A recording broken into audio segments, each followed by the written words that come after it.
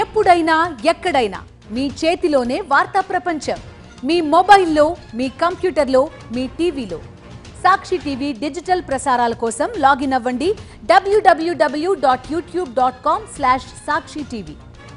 Subscribe సాక్షి TV YouTube channel. మొదటి భాగం 3 గంటలు, రెండవ భాగం కూడా ఇంచుమించు అన్నే గంటలు, దాదాపు గంటల చిత్రం ఇప్పుడు 3 గంటల్లోకి మార్చుతున్నారు.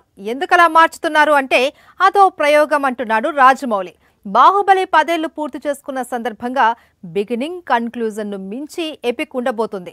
ఆ విషయం ట్రైలర్ చూస్తేనే అర్థమవుతోంది. 10 ఏళ్ల క్రితం రిలీజ్ అయిన బాహుబలి చిన్న సినిమా అయితే కాదు.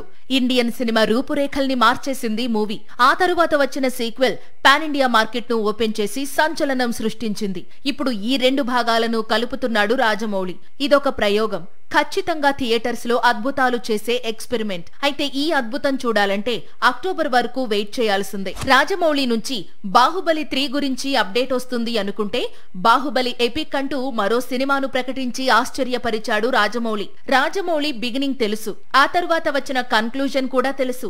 మరి ఎపిక్ ఏంటి అంటే బాహుబలి 1, బాహుబలి 2 పార్ట్ ను కలిపేసి ఎపిక్ గా ప్రేక్షకుల ముందుకు తీసుకురాబోతున్నారు. మొదటి 2 భాగాల నిడివి దాదాపు 6 గంటలు. ఇన్ని గంటల సినిమాను ఇప్పుడు 3 గంటలకు సెట్ చేసి థియేటర్స్ లోకి తీసుకురాబోతున్నారు. రాజమౌళి ఎన్ని సినిమాలు తీసినా అవన్నీ ఒక ఎత్తు, బాహుబలి సిరీస్ మరో ఎత్తు. పైగా ఈ చిత్రానికి మరో సీక్వెల్ కూడా ఉందని ప్రకటించాడు రాజమౌళి. మరి ఎపిక్ లో ఏం చూపిస్తాడు?